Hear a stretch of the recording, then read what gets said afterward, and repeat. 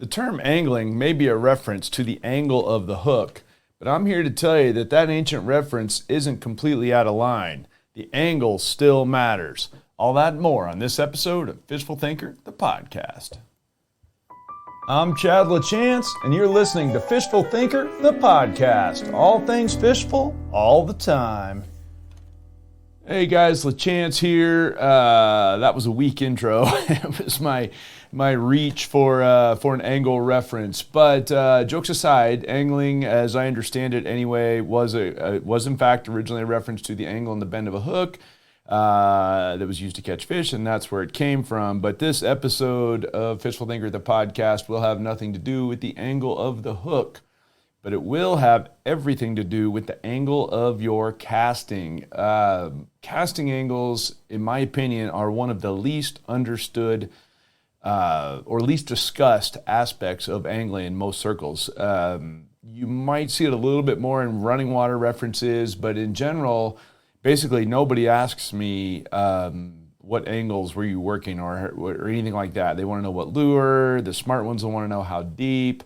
Things like that. But I never get questions on casting angles. And yet it's something that camera guy Tim Farnsworth and I are constantly discussing in the boat because, or anytime we're filming for that matter, on the shore or the boat or whatever, because we need to line up shots for visibility, right? So he can view them. But more importantly, I need them to catch fish. And so it's something that we're always talking about is working on angles. Same thing with guide trips. When I guide people, a lot of times it's all about getting the angles right, the casting angles right. And it seems intuitive, it seems simple, but it definitely is not. And more importantly, if you're observant about your angles and how you're fishing them, you will find out that your catch rate will go up significantly if you play your angles correctly. And it really doesn't matter if you're in running water or you're in still water. It's going to make a big difference in a lot of cases. Now, in some cases, it's not. You might be out in an open flat and there's no wind blowing. You can just fish in circles around the boat or whatever. But in more often than not cases, more cases than whatever, I'm rumbling there, whatever, most of the time, the angles that you cast are going to make a big difference in your catch rate over the course of the day. So I thought I'd talk about a few of the key things that you ought to be observing when it comes to casting angles and their relation to your catching. And it's not really species specific, although it can be to some degree species specific. For the most part, no, it's general information like most of the things here on our podcast that will spread out and cover a lot of different angling scenarios. So let's do the obvious one first, running water. You're fishing a river. Well, you've obviously got up current, across current, and down current casts, and they completely affect how your lure or your fly is presented to a fish. So obviously, in the well-known example is drifting a fly or drifting a lure. It's down current. So you're going to throw it up current. You're going to try to get your offering to drift at the same speed as the current, and it's going to come straight downstream to the fish. That's the obvious one. If you're a grew up spinning, spin fishing guy, and maybe you're throwing inline spinners in the river or spoons, which is some of my earliest river fishing experiences, particularly little spinners. Used to throw rooster tails big time when I was a little kid in the rivers or when I was first doing it. A lot of times those are going to be better served to throw across the current or maybe even slightly down current and letting them swing, similar to a fly guy might do with a streamer. That's going to make your lure go a whole bunch faster, whether you like it or not in most cases, because as the current swings, it will accelerate the lure, which can be good or bad, depending on what lure you're trying to fish and what you're trying to accomplish with it. But the angle in which you cast makes a big difference. These days, as a more mature angler with a more diverse skill set in running water, I probably fish jigs more than anything else with spinning tackle in running water, some sort of a jig. A marabou jig, a tube jig, little soft swim bait, a little power swim or something. Those things are just straight money in running water. In the case of a jig, you can really do any angle you want. I mean, if I'm throwing a dry fly, I kind of have to throw it up current. And if I'm throwing a spinner, I kind of need to throw it across or down current to get the blades to turn and things like that. But with a jig, I can work that thing straight downstream or straight upstream, as the case might be, or I can hold it and let it swing in the current. On any given day, the fish need to tell you which one of those they want. And what I see very commonly is that a bait working 45 degrees downstream, a jig working 45 degrees downstream, works very well, and I will pick it up just enough that it doesn't stay in the rocks, and the current will push it downstream. I'll let it settle, pick it up, let the current will push it a little farther downstream, so I'm working it downstream across feeding lanes. The reason I like that is it gets it in front of the most fish. As fish are spread out, particularly in something like a riffle, if I'm coming down current, I'm in their vision. If I'm coming up current, I'm behind them because the fish are all facing the current. But if I work it just straight across the current, it doesn't look as natural. So I can work a bait 45 degrees downstream, particularly with something like a jig, and have it look very natural and work its way across the current. That's a favorite presentation of mine, particularly with something like a tube jig, because it's a bottom contact bait and I'm trying often to imitate sculpin. And those little sculpins have no swim bladders, so they stay tight to the bottom. So I want my bait to stay very tight to the bottom, and I pick it up just enough that the current will push it, and then I'll guard it back to the bottom with the rod tip and let the current push it down every time I pick it up a little bit. That angle can be very, very good. That same tube jig cast 45 degrees downstream has a completely different approach because I can't hardly get it to the bottom without a whole bunch more weight. The force of the water is going to hold that bait up and off the bottom, and it's not going to have the bottom contact. And sculpins don't even have swim bladders. So they spend all of their time on the bottom, besides the fact that when they get out of the bottom and out of the rocks, they get eaten on a regular basis, which is why we imitate them in the first place. But the angle at which I cast that tube jig makes a total difference in how it works in relation to the bottom and also the fish. Same thing with a hard plug or a spinner or anything like that. If it's coming straight up current, you have potential to blow fish out. In other words, it'll sneak up behind fish, and they don't like that. That's not something they're going to generally eat. Now, if it comes into their peripheral vision, off to one side or the other of them as it swings in, that's a fantastic way to get bites. If it swings across in front of them, in other words, slightly upstream of them, also a fantastic way to get bites. But it makes a giant difference in which the angle in which you throw it, and my advice is to pay close attention. The more you want your bait to swim, the more across or down current you can throw it. The more you want that bait to be some relation to the bottom, the more up current I will generally throw it. And that's how I'm going to work that out on most days. Ironically, we've done a bunch of work with topwater baits for trout in running water, and they almost always want those coming either 45 down or straight across the current. No up current has paid the bills for us at all. The one thing I will throw out for you, though, big giant eddies will make a difference in how fish sit. Big deep plunge pools, they might be sitting completely opposite of what you think. And in the event of a big, deep, slow moving, deep, dark pool in, say, the Colorado River, I might work every single angle as though it's a lake, because the currents on the bottom can be completely different than the visible currents on the top. The fish might be 8 feet down. I need a bait to get down. If I throw it what looks to be up current, the eddy may actually make it down current once you get deep on the bottom. So I will work those from every possible angle that I can get a reasonable cast into. But if I'm working riffles or the head or the tail of a pool, something like that, then I'm going to really focus on the current's effect on my lure and which angle I need to throw it to accomplish whatever goal I'm trying to accomplish with that lure. So that's the simple one. That's the running water scenario, and those are the easy ones because it's kind of dictated to you.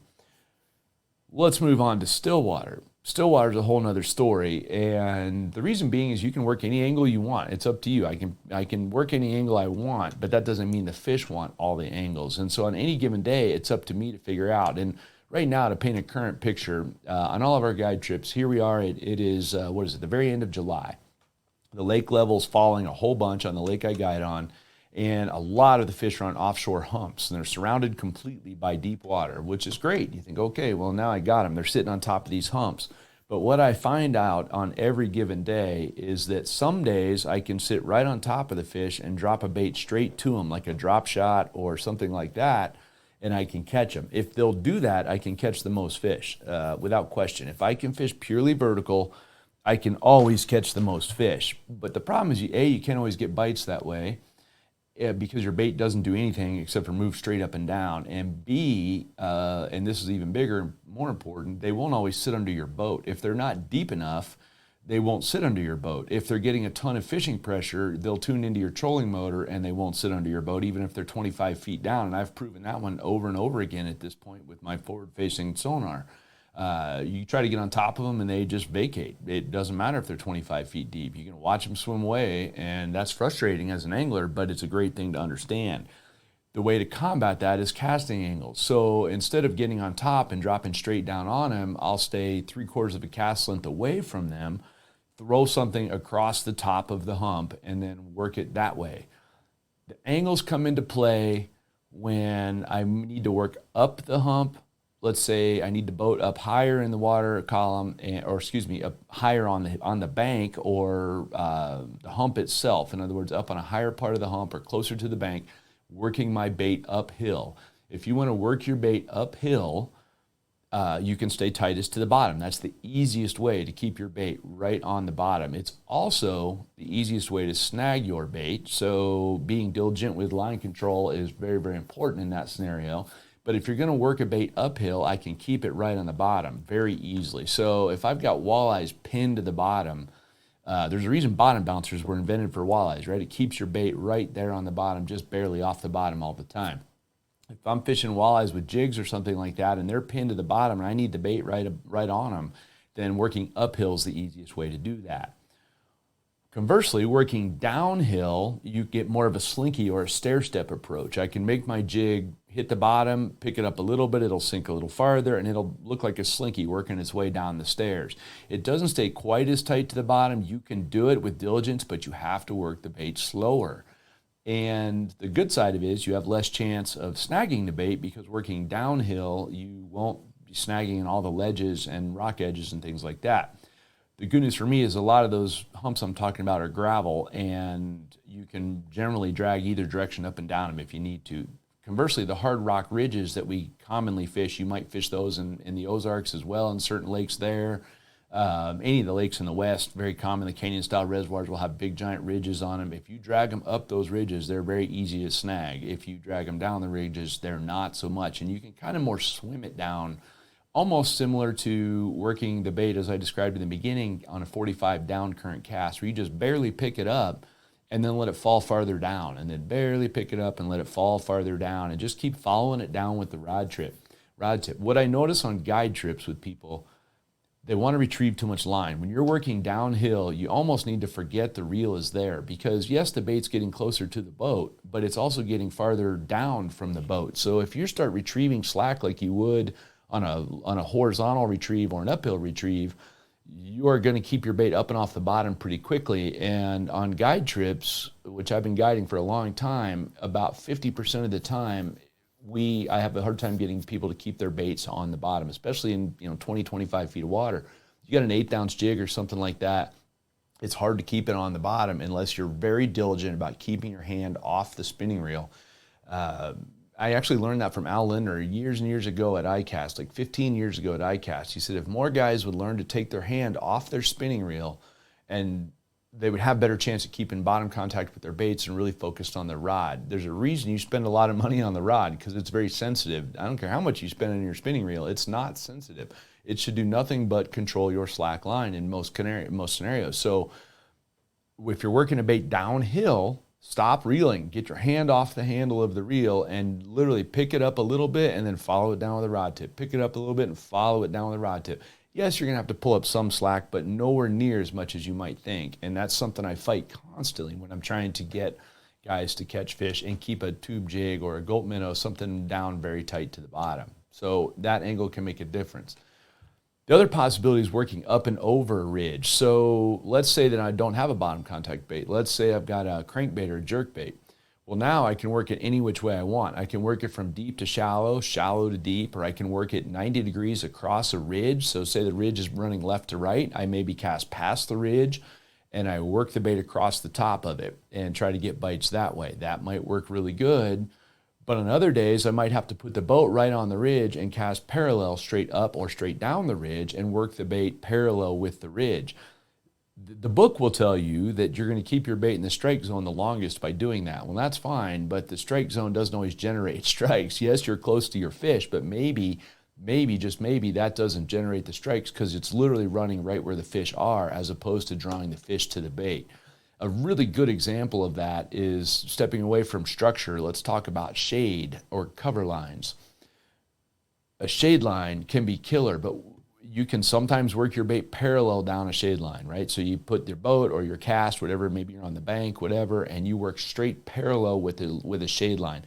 That can work really good. But in my experience, casting into the shade, working a bait out into the sun, out from under the shade, and then killing your retrieve as soon as it gets there, as soon as it pops into the open water or the bright colored water, the well lit up water, as soon as it comes into there, you kill the retrieve for just a second. I mean, like a 1 or 2 seconds to give the fish a chance to pounce. This is one of my favorite things to do with a jerkbait in shade lines. I love that presentation for bass and for walleyes and for wipers.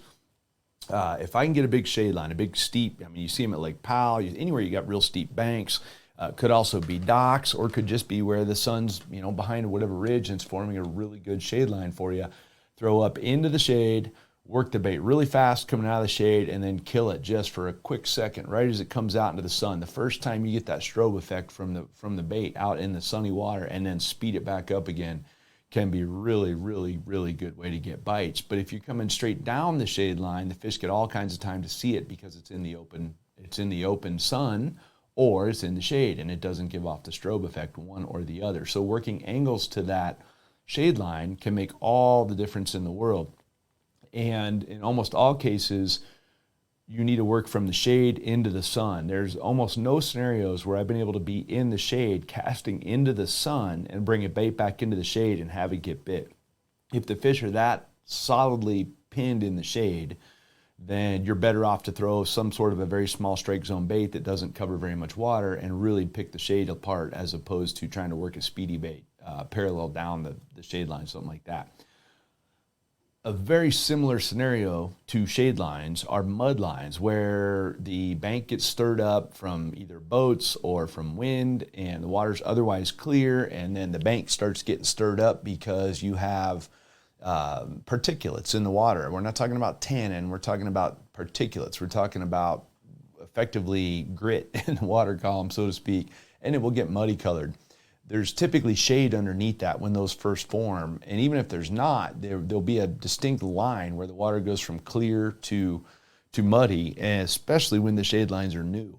When they've really just got started forming, they're going to have really defined edge on them, and that's when they're really good to fish. There's a standard pattern we follow anywhere in the country, anywhere I run into it, and in that scenario, either a bottom contact bait cast into the shade in the dirt, shallow water, like up in the dirt, and that first couple of feet from the bank is going to be your best scenario, or it's going to be to do the same thing we did with shade, which is throw up into the mud, pull the bait out into the open water, and give it a tiny stutter step, whether it be a crankbait or a jerk bait. As soon as it comes out into that open water a foot, you just kill it for a quick second and let it just stall right there for a second. And that's a great way to get fish to just smoke it. That's one of my favorite walleye techniques, and you don't see that many guys doing that for walleyes. But for the record, the largest walleye I ever caught bit at 10 o'clock in the morning in no water at all, coming out from underneath the mud line. So it was a high bright sun day. There was a well-defined mud line going on. I threw a jerk bait up in it, jerked it out of that as soon as it hit the open water, or the bright colored water, the clear water. I killed it for a quick second, and lo and behold, big giant walleye smashed it. So that's a really good scenario for big walleyes, especially to get up and feed, because they're not quite as spooky when they're up in shallow water. They're the boss. There's not likely to be a bird that's going to get them. A 10-pound walleye doesn't have a tremendous number of predators, at least here in the West.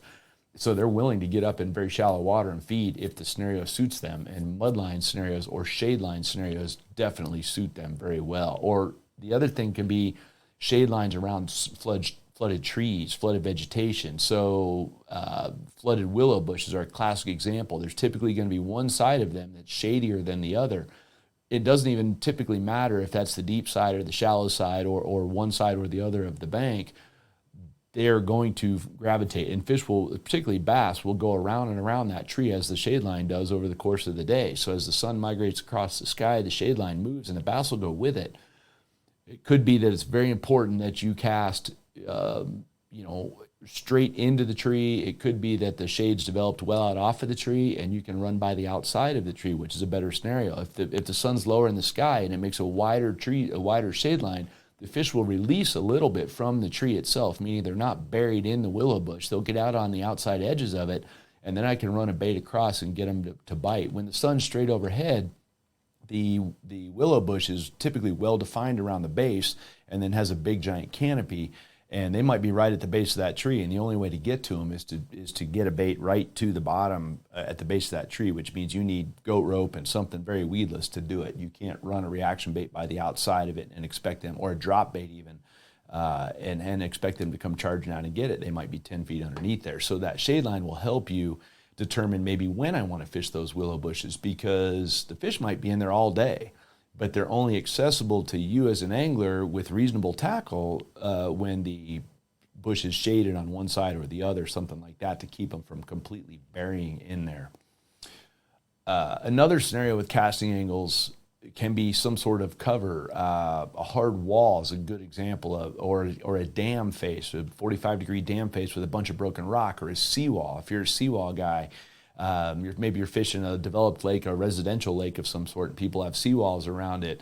The obvious answer there, everyone wants to go down and throw straight at the seawall, but then the fish typically will move up and down the seawall parallel with it one way or the other. So working 45-degree angles can be really good because your bait's in the strike zone for a while, but you're not blowing your fish out by having the boat right on the wall. I've seen a lot of scenarios where, yeah, it'd be great to put the boat literally where the rub rail's almost against the seawall or the dam and throwing straight ahead of the boat. But the problem with that is you potentially will spook fish because your boat's up much shallower. So you're better to keep the boat out a little bit off the bank and throw at an angle, as long an angle as you can, and make longer casts. And then realize that once your bait's out in open water and you've worked that first however much of the bank you feel like from that seawall fish will go, or from that dam that they'll go. In the case of seawall, it's going to be very short. I mean, I might only fish the first 3 or 4 or 5 feet from the wall. On the case of the dam, because of the slope, then I might fish it, 10, 15, 20, 30 feet out, depending on how deep I expect the fish are. But that can be very important to keep track of.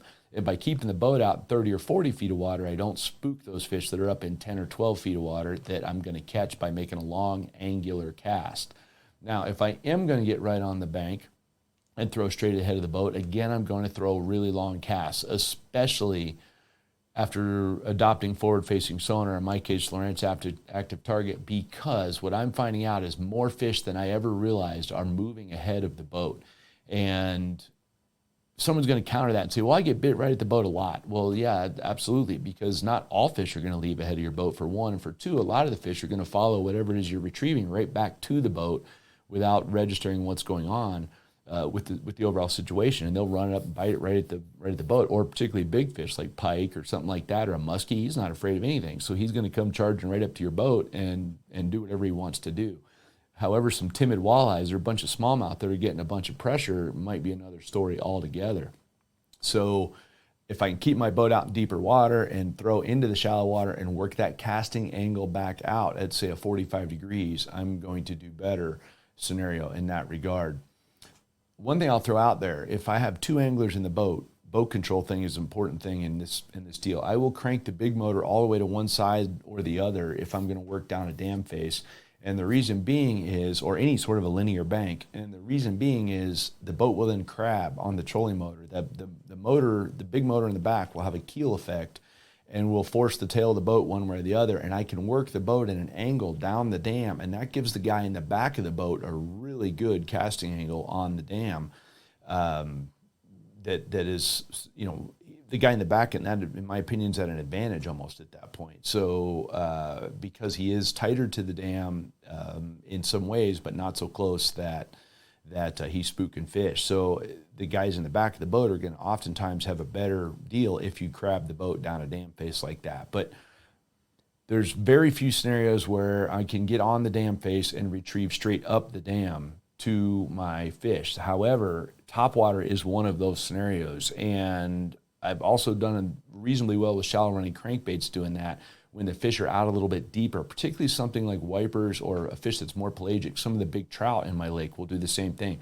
You get the boat up in no water as close as you dare to the bank, and then throw out. And then as you retrieve the bait back, it basically gets run into the bank. And so it's no different than a school of fish pushing bait up against a seawall or something like that.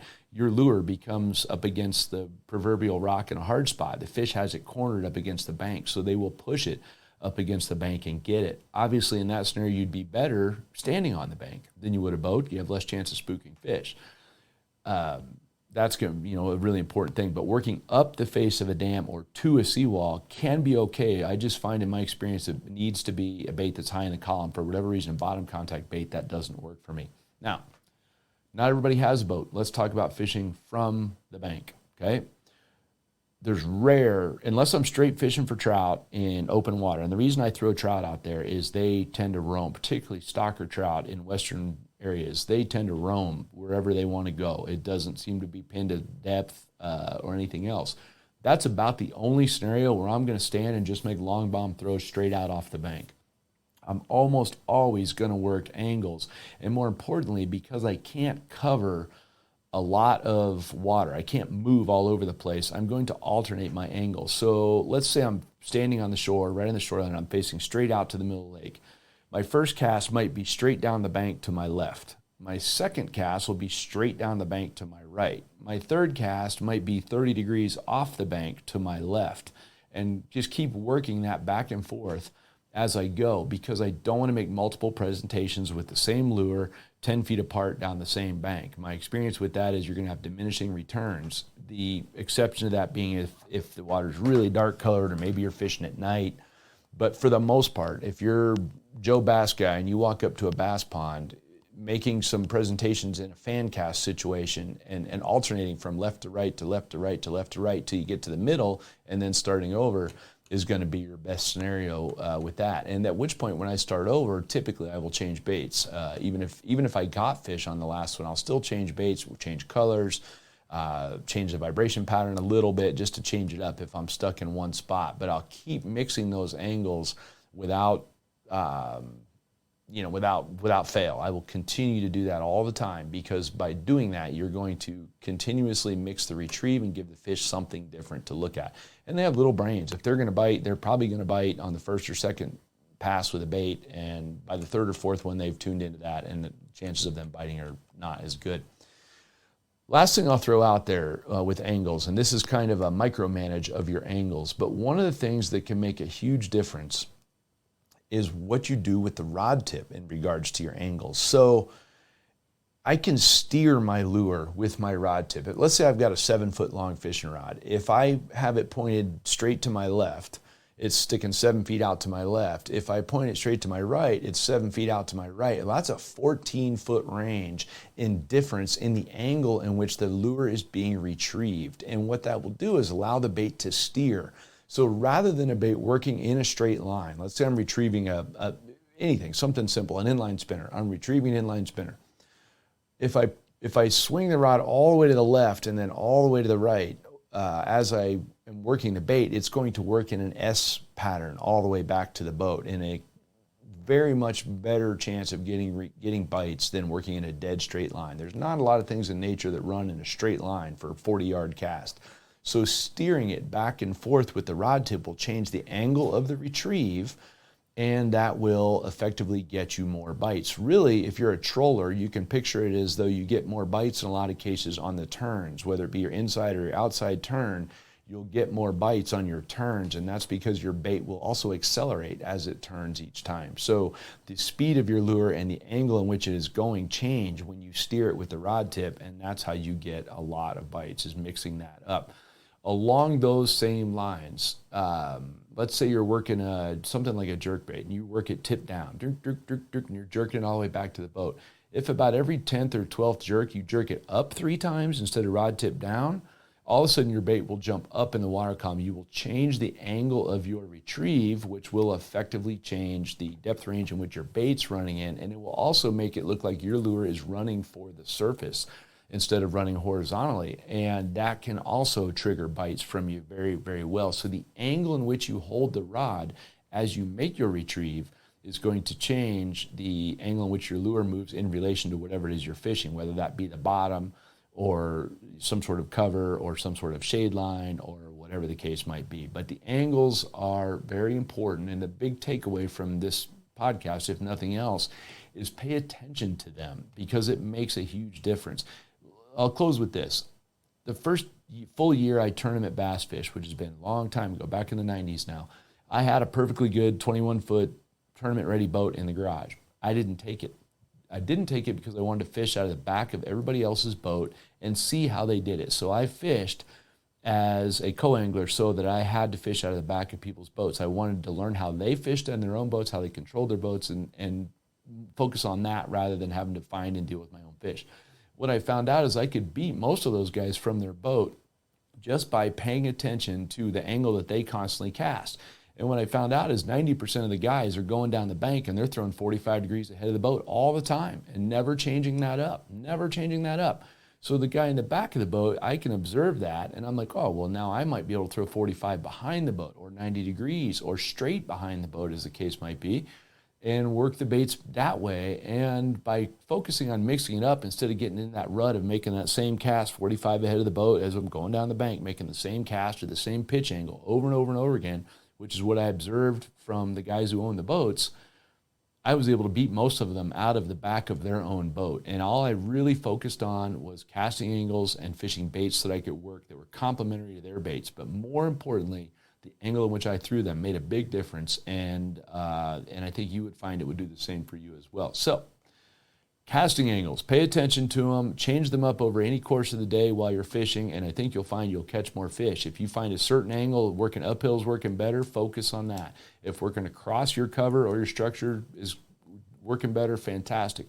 If you're fishing logs for largemouth and swimming your jig down the log is getting you more bites than, say, up and over the log, well, then great, just focus on it. But you have to first observe what you're doing and make it part of your habit to change your stuff up. So, appreciate you listening to this episode of Fishful Thinker, the podcast. We would appreciate it very much if you would follow us on Facebook or Instagram, and that's at Fishful Thinker, and especially on our YouTube channel at Fishful Thinker. We put a lot of effort into that. It is a labor of love.